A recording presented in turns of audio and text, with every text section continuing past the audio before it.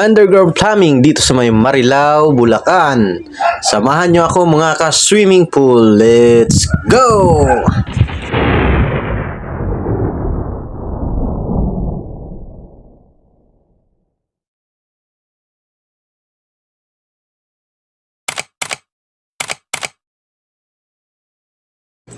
So ito nga, kakarating lang namin at inumpisahan kaagad ng aking kasama.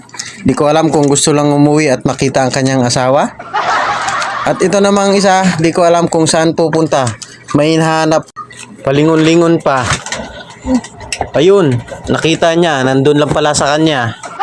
At ako naman, ang una-unang ginawa, imbis na tumulong, nagpicture-picture pa. Uy, ang gwapo. Salamat na lang, may filter ang aking camera. Balik na tayo dito sa ating ginagawa. Yung dalawa, nagkanya-kanya na.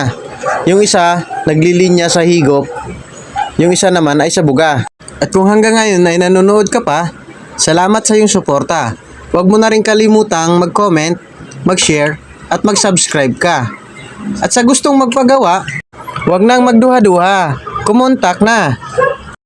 Para lahat tayo ay masaya. Trabaho namin ay sigurado at maayos pa. At dahil mabilis nga kaming gumawa, 3 higop, 3 buga, konti na lang matatapos na. Pati sa electrical ay meron na. Lahat ng tubo natin sa pump room nakarating na. Kulang na lang ang pagbubuhos nila.